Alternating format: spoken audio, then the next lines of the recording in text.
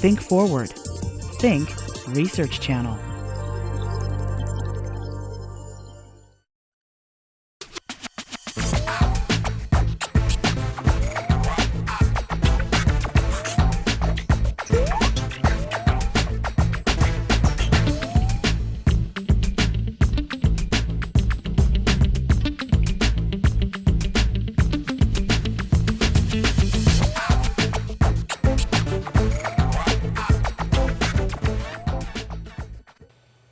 Hello, my name is Mike Lurie with the University of Maryland, Baltimore County. I'm the Director of Media Relations here at the university.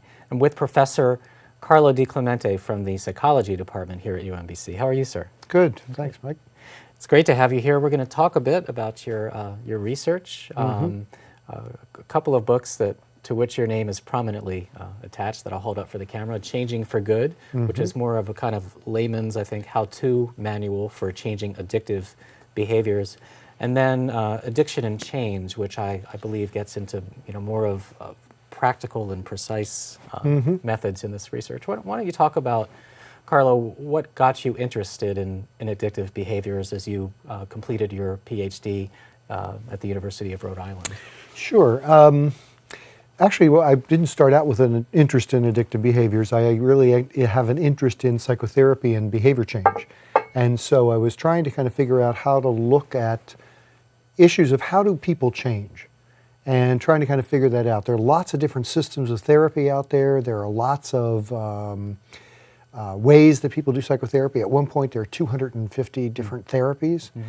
And yet, if you put them together, most of the time, you will get similar outcomes. And so what we were trying to do was figure out, well, if you can get similar outcomes from different treatments, maybe you really need to look at the individual who's making the change and figure out how that particular person or how these people change their behaviors. And so my research and my dissertation started looking at smokers, actually, trying to kind of figure out how they change. And so I did some initial work looking at the process of change and did some follow-up of people who were successful and tried to kind of figure out where they were. When you actually try to look at how people change, you can't just ask what they did, you have to ask when they did it. And so we came up with this model that kind of looked at the stages of change as well as kind of the processes of change. And that was the beginning of what we have called the trans-theoretical model. That's really the foundation of the two books that you have. I was going to go there next. The trans-theoretical model or the trans-theoretical approach is really becoming linked to your name in your research. I'm not sure how much it's involved in your teaching of students here at UMBC, but can you talk, let's pretend it was visitation day before, say, even a 5th grade class. Okay. And you were telling folks what you do, or about that model. In layman's terms, can you elaborate? Sure, I can try. I mean, when I was talking, there's a whole lot of different theories about how people change. And so what this model tries to do is actually bring together some of the basic principles of a variety of theories. So it's really what they call a collected or an eclectic theory of kind of a model that brings together different perspectives and tries to integrate them around the idea that change happens over time, that there are different parts of the process that are important, and that many of the processes that are identified by many theories of therapy are ones that people can use in their daily life as well as people use in treatment. So that was another piece that really was critical, was finding out that the same principles apply whether you're changing on your own or whether you're going into treatment. Because it seems to me in reading through both books that as people try to change behaviors, the most intensively destructive, substance abuse, or just down to a person who's trying to lose 20 pounds and finds him or herself frustrated, that society tends to brand or label a person who is not succeeding as having a lack of willpower. And if I'm reading your research correctly, that becomes problematic in itself. Yeah, I think just to kind of say willpower, because I think, the issue is most of us have been successful in making some changes and unsuccessful in making others. So if it's really willpower and it's a personal characteristic, then how do you attribute the successes that you've actually had? So I think what you have to do is really step back and say, wait a minute now, I am successful in some areas. What contributes to success and what contributes to failure? And that's the personal process that I think people have to go through in order to kind of do that. And there's lots of elements of why you're not successful in this area of losing 20 pounds, and you might be successful in quitting smoking.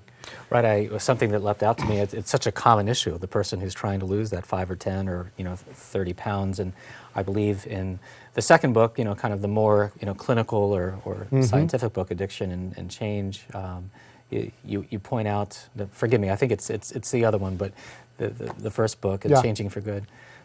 You point out that the person who's branded as lacking willpower might not know that he or she has slowed down the metabolism by eating less, and that's it's pun intended. It's sort of feeding on itself, all of the frustration. And so, if a person can be educated about why their changes aren't working, whether it's an approach to quitting drinking, an approach to quitting smoking, or losing weight, that they can perhaps be tailored and monitored better.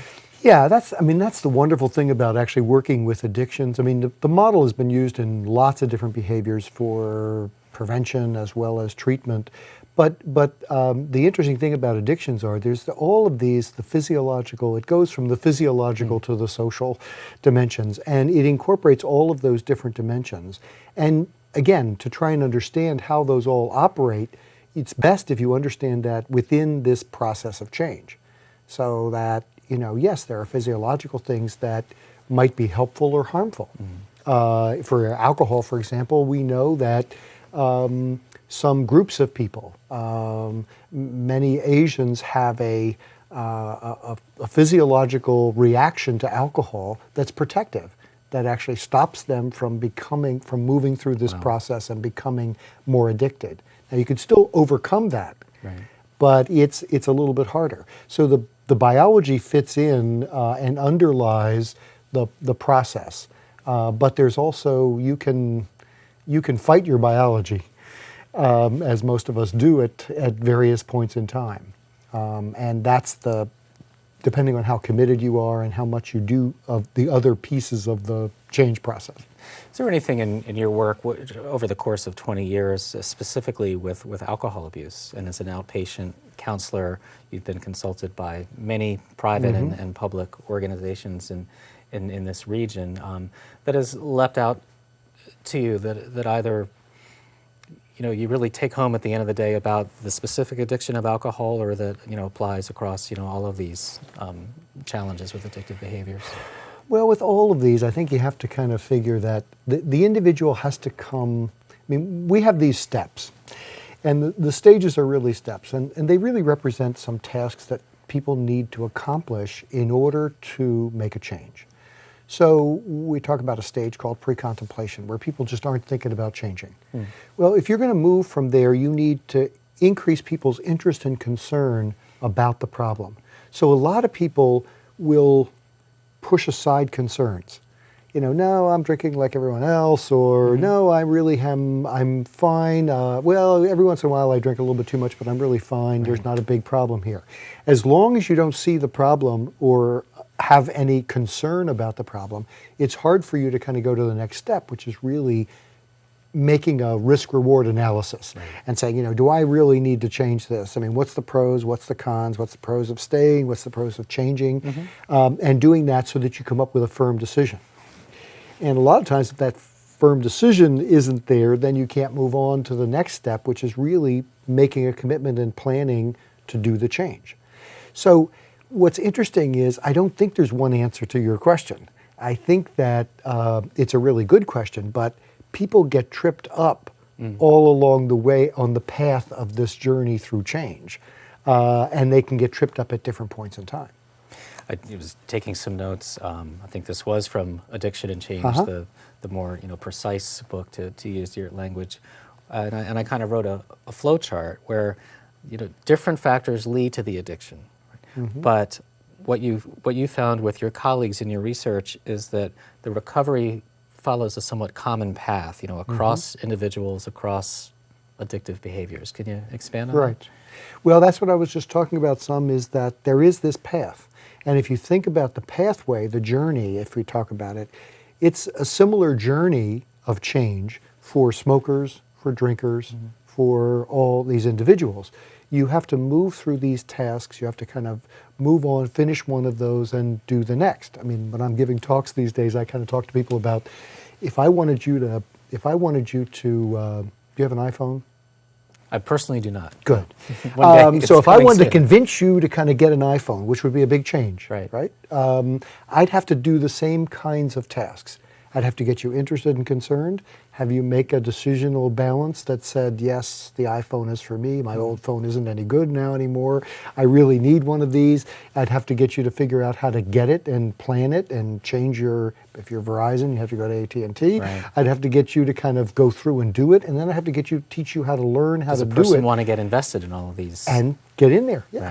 Right, and all these steps. So the same change process seems to underlie all of these kinds of behaviors, and that's really the kind of foundation of what we found and why it's kind of across theories. Right. You've written also about the tricky notion of punishment, that so often in our society, punishment is the first response, so to speak, to the person having that serious substance issue. How problematic is that? Because I think it reflects a not very enlightened view of how our systems go about treating people. It's a very good question, Mike.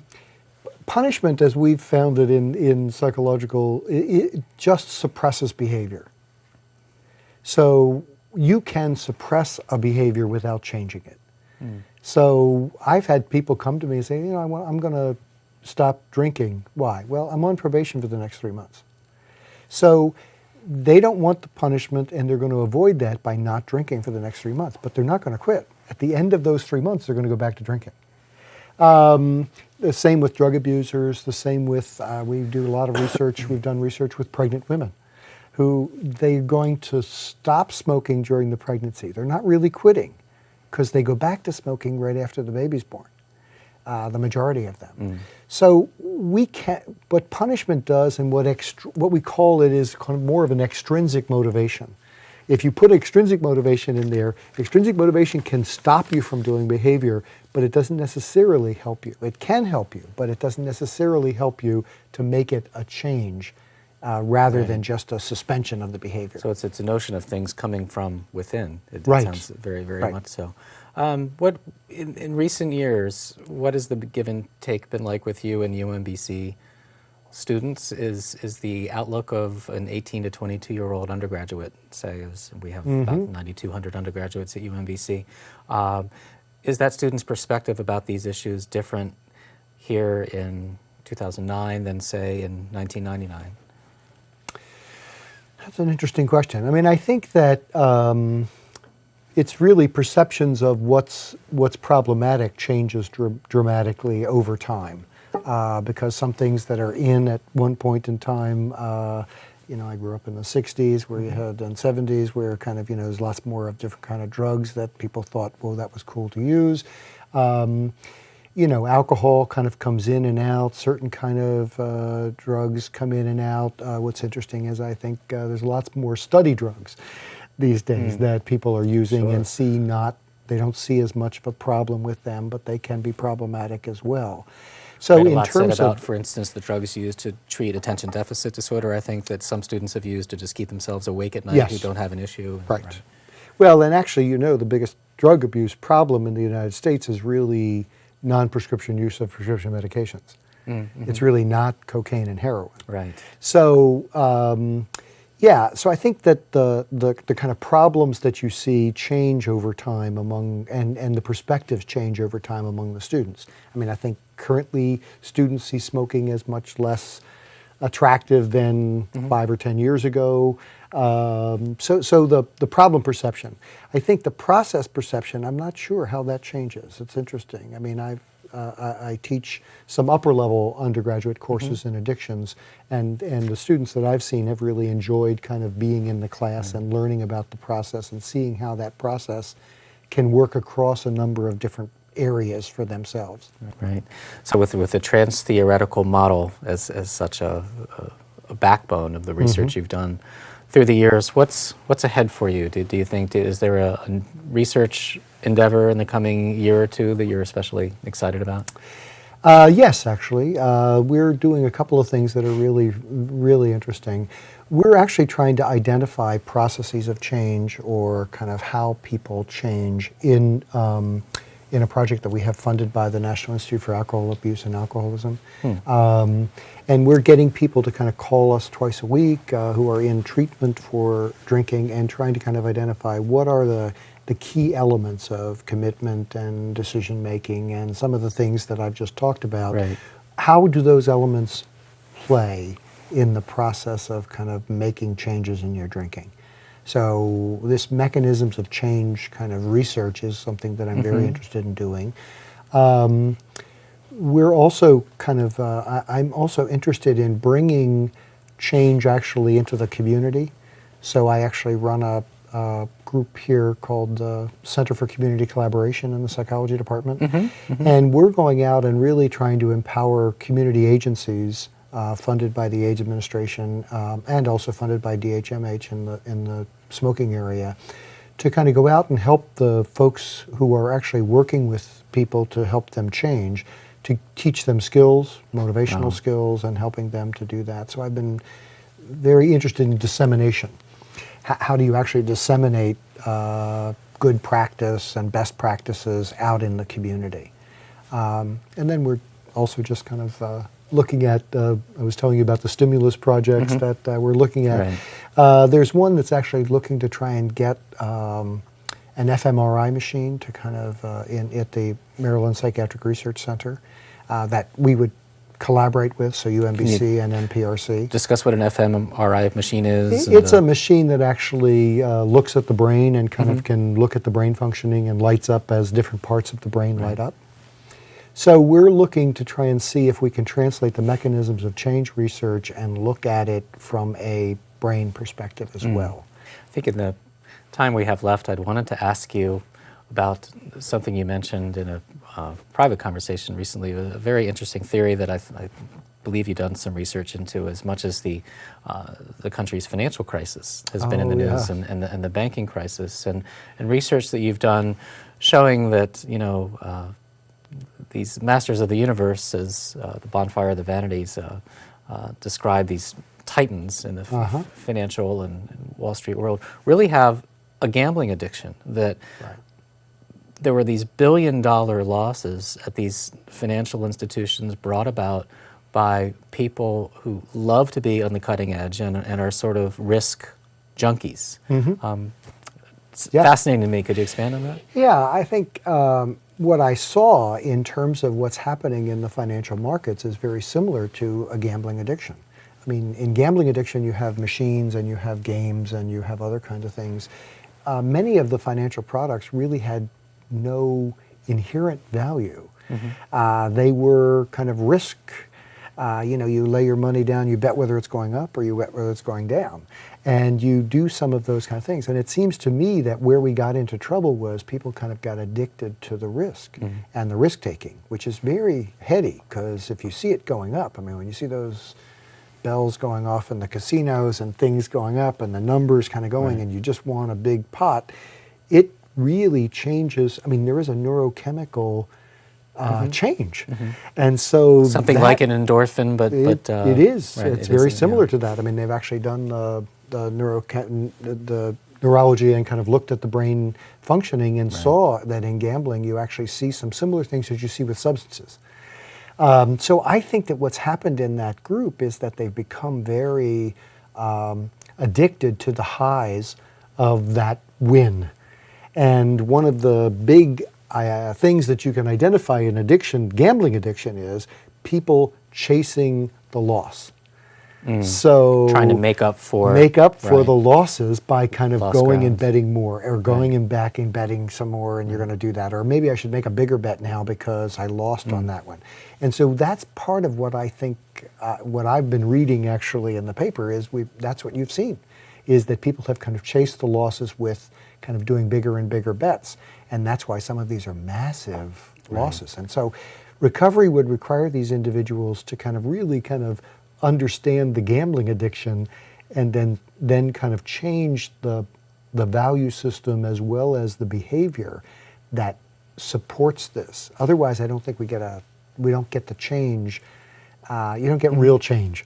You get somebody who may stop that because now they're being punished and all of that, but it will pop up again and they'll do it again. And maybe we try to do it with regulation, but I'd really like to see the people change. Yeah, I mean, regulation was going to be the next question. I realize you're not an economist, but it seems that the people with these personalities were put in a place where the regulation really is lacking, whether it's, futures or different, commodities or derivatives, right, or these complex products that are hard for all of us to understand, and there was just more leeway.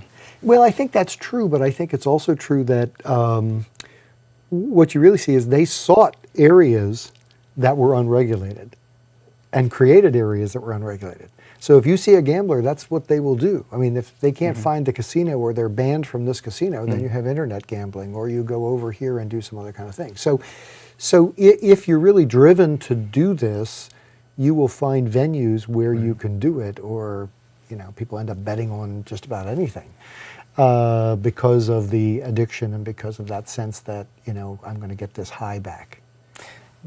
Tell me if I'm right about this theory about your work. Would it be accurate to say that it's been both uplifting and you've seen a lot of tragedy? In other words, on the tragic side, lives that could be fine, that could be so complete, were it not for addiction X, whatever right, that addiction is, and how gratifying it is when you've seen people overcome it. No, I think that watching people to change, I mean, the best kind of endorsement of the theory is from individuals who have actually kind of gone through it, and when they hear it kind of say, gee, that really helps me to understand where I've been and how I've made the changes. So that part is really kind of very gratifying. But these are problems that cause great devastation among families and among individuals, and so yes, you have to be willing to kind of go in and look at the devastation in order to kind of look for the hope. Because I think the other thing I believe is that every one of these individuals can change. And so that's the challenge, is kind of helping them to learn how they can do it. Right. And how they can do it before there's so much damage or there's so much destruction or death. And really concentrating on each stage of their particular recovery process, right, where it's almost like DNA, I guess. It has to be tailored to that individual person and their circumstances. Well, and they have to do it properly from their perspective. I mean, it's got to be your decision. So you have to kind of find the value system inside you to kind of support that decision. Are you pleased in terms of our popular culture that perhaps there's been more attention in various forms of media to, say, responsible drinking, to, we've, as a society, certainly we've lifted the stigma about, not entirely by any means, right, but there's less of a stigma about emotional problems. But you go back even to the classic movie of the early 60s, The Days of Wine and Roses, which I think was hailed because it made the country aware that there's a serious drinking problem behind closed doors. Yeah. Do you feel there's been progress made in general? Oh, I think there's definitely been progress. I mean, I think that, if you recall, there's changes. There's progress in terms of there's changes in our culture in the way we deal with alcohol. If you remember 20, 30 years ago, the 2 martini and 3 martini lunch was something that all business people did. Sure. And now kind of if you do that, kind of you're fired, because basically we need productivity to be increased and we don't want you sleeping in the afternoon. Right. So I think that the culture shifts, and there's changes around the kinds of ways we see substances, both substances of abuse as well as substances that are supposed to help us. And all of those kind of change. So there's cultural shifts, I think, in doing that. I think our society has taken more seriously the consequences that you see with alcohol. We've increased our DUI laws. Mothers Against Drunk Driving have really we've got server laws. We have laws now that really kind of have tried to kind of say, wait a minute, this is a serious problem. It's no more just, oh, boys will be boys, they have to drink kinds of things. It's really, we need to kind of focus on what we need to do. So I do think that there's been some changes. I think we still have a long way to go. We don't teach our children how to drink, which is, I think, really the best way to do it. I think we teach them you're not supposed to drink until 21, and then you can do whatever you want to do. So but we haven't in a moderate way where Right. we can learn what your capacity is and how. I would guess, even that couple of sips, you shouldn't be driving, all of those. Yeah, all you of have to those really issues, right? learn and kind of figure out the tolerance and all the other kinds of pieces of that. I mean, my a mentor and a colleague of mine who I worked together with for a long time in the alcohol field, said there's really no problem with alcohol as long as alcohol stays a beverage. As soon as alcohol becomes a drug, it's a problem. And so if you think about, as long as it stays in the context of the social kind of drink and doing that, but when you start using it to kind of manage your anxiety or to kind of handle your social situations, or as they sometimes some of the bars talk about attitude adjustment hours that they have, when you start using it that way, it becomes really problematic. Since at the beginning, as we're closing, mentioned your two most prominent books. Is there anything about Changing for Good or Addiction and Change that you'd like to mention that you haven't touched on, already? Just about the experience, the process of the work that went into them. Yeah, the Changing for Good was really a challenge because it was really translating a lot of our research into kind of helping people to kind of understand this process. And the interesting thing is, even though it's called a trans-theoretical model, that seems to be a big name, the process is actually very understandable. And as you look at the Changing for Good pieces, people have given this, therapists give this to their clients to kind of read because it really does help them understand, where am I now and what do I need to do in order to kind of move forward if I'm going to try and make this change. The other thing is what we did with Addiction and Change is we actually look at this process of people becoming addicted as well. So I'm doing some really interesting stuff with looking at adolescents here in Maryland, for example, and trying to stage them and trying to see where are they in initiating smoking, because we have access to the Maryland data. So I think that the challenge is to how to see this and how to slow down the process, because we'd like to see change happen kind of on-off switch. Today you do it, tomorrow you don't. And it's really a process. So if there's any lesson from both of those books, it's you have to be patient with the process and you have to really kind of learn how to get it all right in order to make a change happen. Very good. Well, it's been an education for me, and I'm sure for our audience, which is whom we're really most concerned about, and a pleasure visiting with you today. Dr. Carlo DiClemente, Professor of Psychology at the University of Maryland, Baltimore County. I'm Mike Lurie from the Media Relations Office here, and thanks for visiting with us here at UMBC.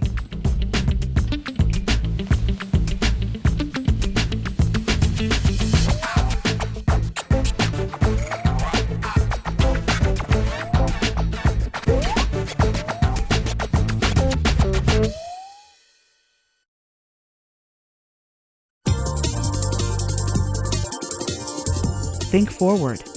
Think Research Channel.